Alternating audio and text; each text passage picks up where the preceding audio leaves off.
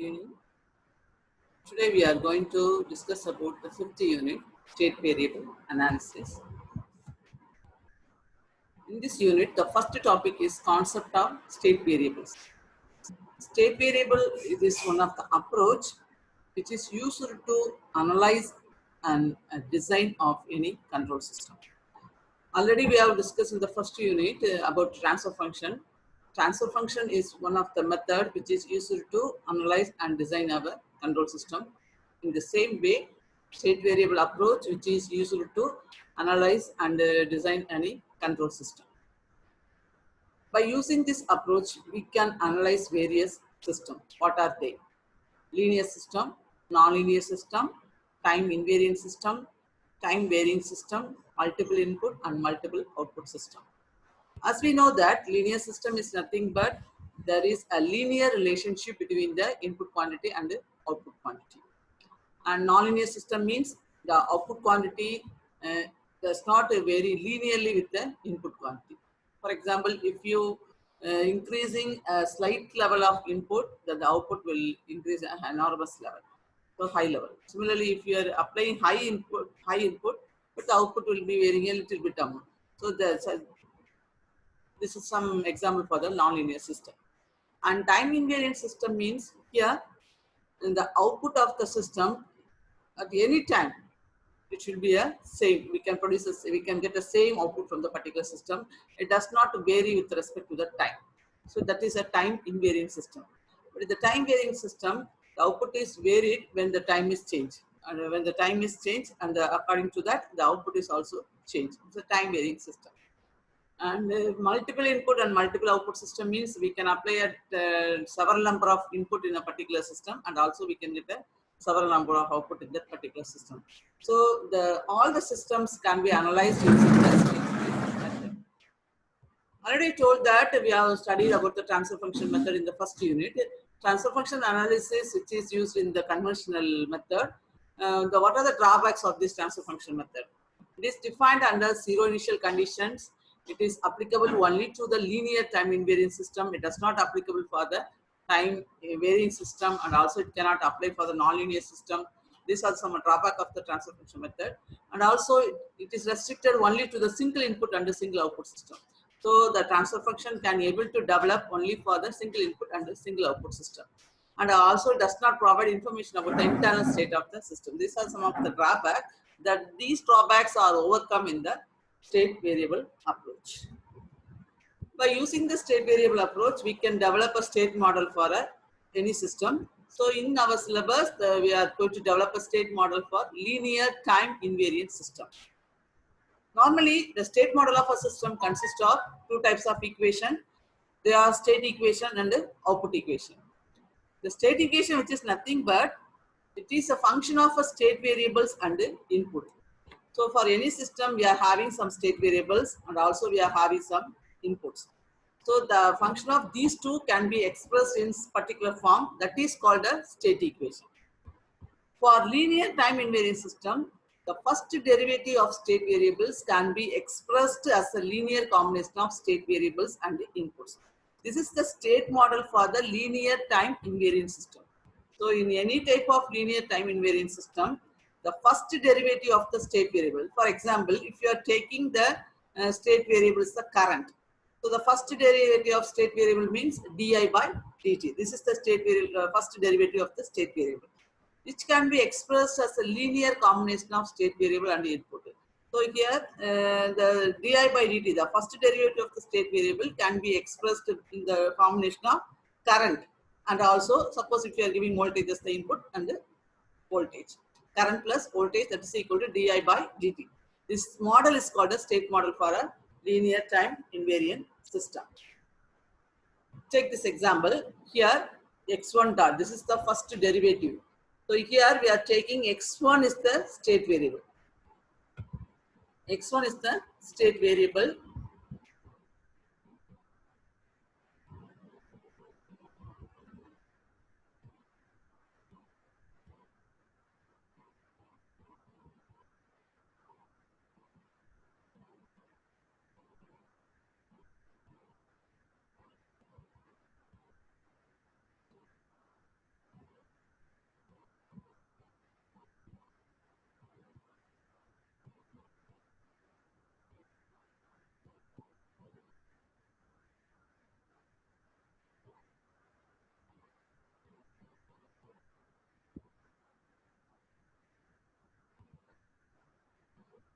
So this is our state variable x1 dot, which is expressed by a11 plus x1 plus a12 x2 plus up to a1n xn plus b11 u1 plus b12 u2 plus up to b1m u1. So here, the first derivative of the state variable can be expressed as a combination of state variables and the input. So here the state variables are x1, x2 up to xn, and the inputs are u1, u2 up to um. So here we are using multiple input. And similarly, x2 dot is equal to a21 x1 plus a22 x2 plus a2n xn and b21 u1 plus b22 u2 up to b2m um. By this way, we can able to develop the first derivative of the nth variable xn dot, that's equal to this equation. So this is the one state model of a system. So the first derivative of the state variable can be expressed as a combination of state variable and the input. Okay. So the above equations, all the above equation can be expressed in a single matrix form. So from x1 up to xn dot, we can express as x1 dot, x2 dot, x3 dot up to xn dot. This is one type of a matrix. I mean n cross 1 matrix.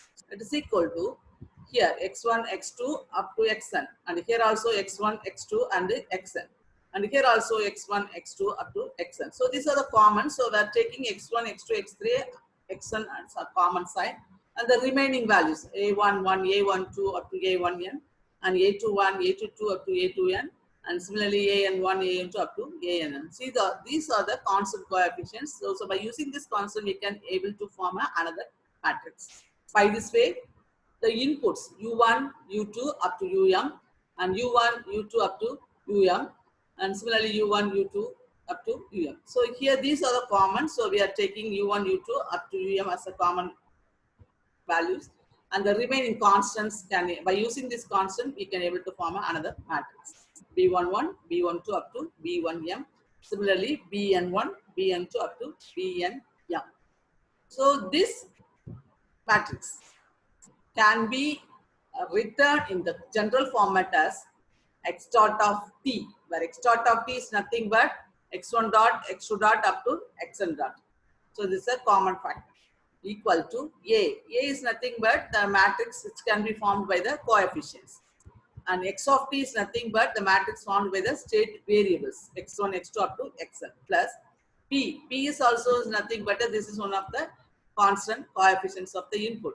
And U of t is the matrix formed by the inputs u1, u2 up to um.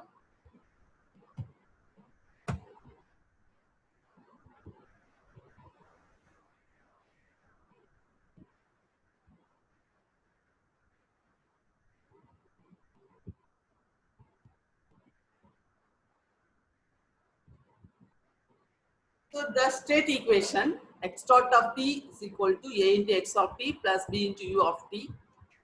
So here x of t is the state vector which is formed by the state variables, and u of t is the input vector which are formed by the input variables, and A is a system matrix which is formed by the constant coefficients of the state variables, and B is the input matrix of which is formed by the coefficients of the input.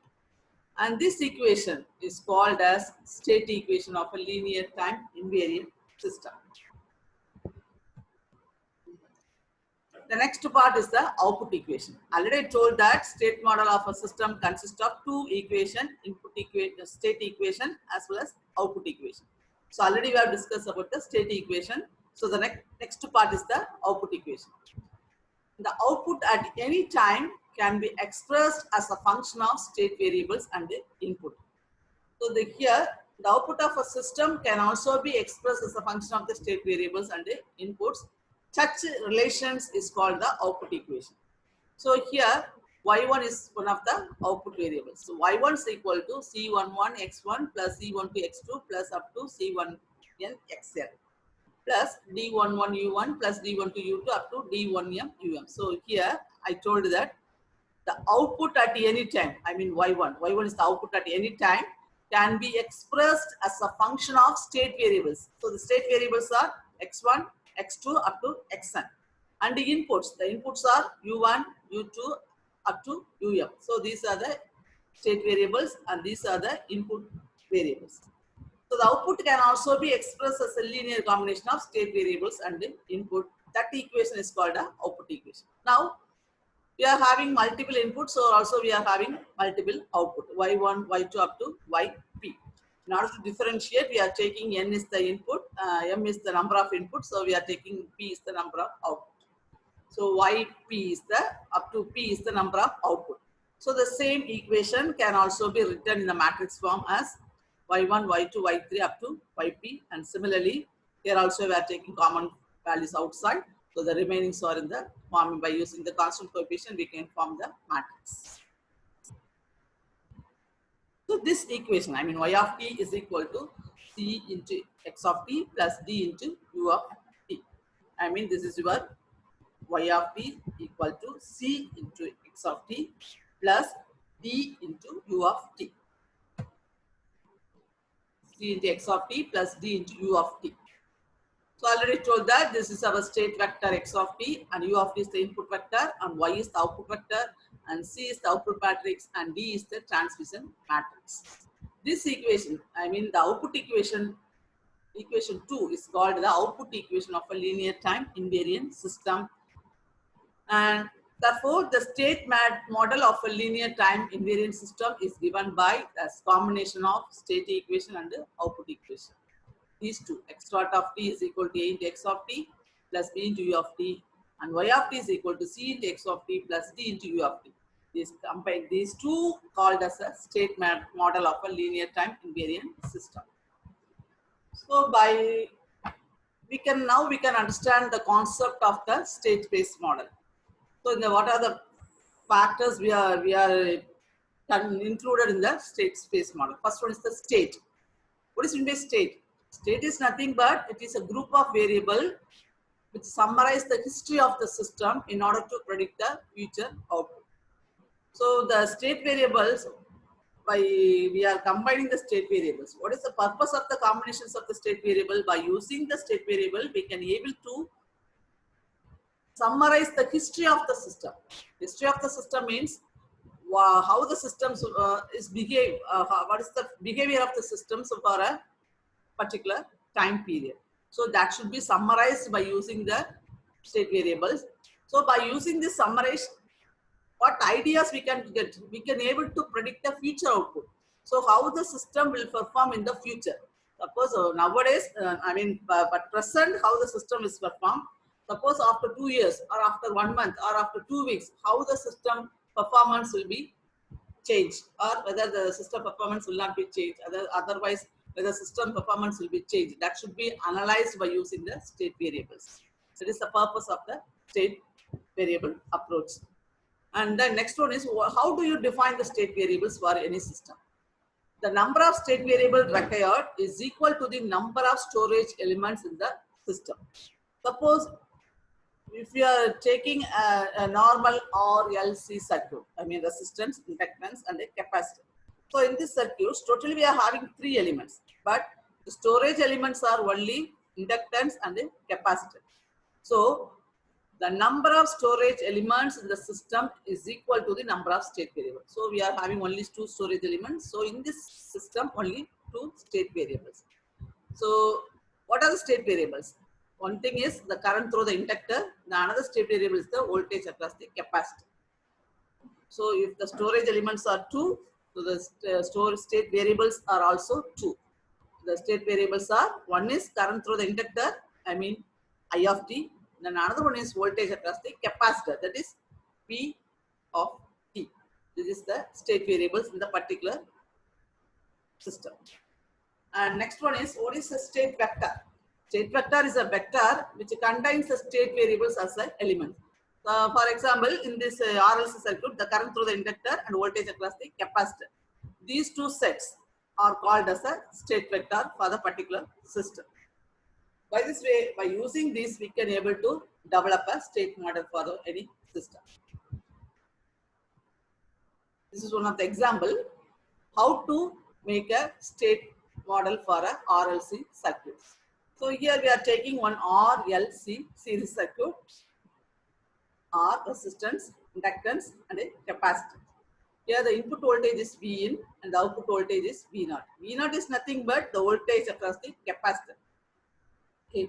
So in this circuit, there are three elements, but there are two storage elements, inductance as well as capacitor. These two are storage elements. So there are two storage elements, inductor and capacitor in this circuit.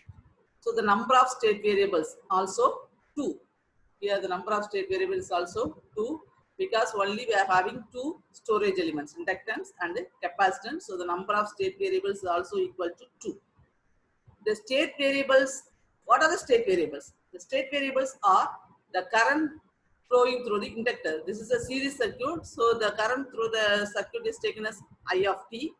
So the current flowing through the inductor I of t and the voltage across the capacitor. This is the voltage across the capacitor V naught of t. These two are the state variables. So we are assigning the state variables are I of t and V naught of t for this particular system.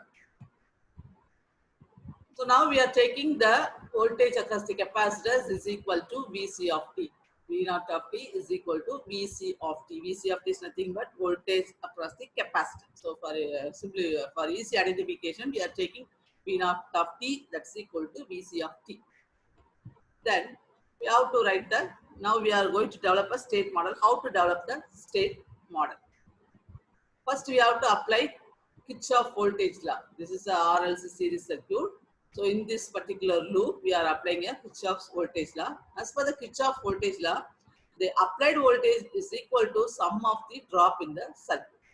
So Vi of t that's equal to the current through the element is I of t. So the drop across the resistor is I of t into R plus the drop across the inductance. Normally the drop across the inductance is L into di of t by dt. The current through the inductor is, because these are all in series. So same current is flow through resistor, also inductor. So L into di of t by dt, this is the voltage across the inductor. Plus the voltage across the capacitor. Voltage across the capacitor is V naught of t. Already we are defined as V naught of t is equal to Vc of t. So that plus Vc of t. So the sum of all the drop should be equal to the applied voltage Vi of t.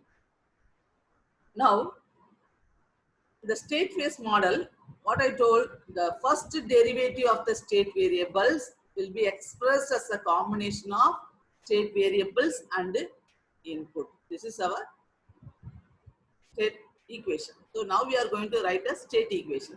So for writing the state equation, first we have to identify what is the first derivative of the state variable.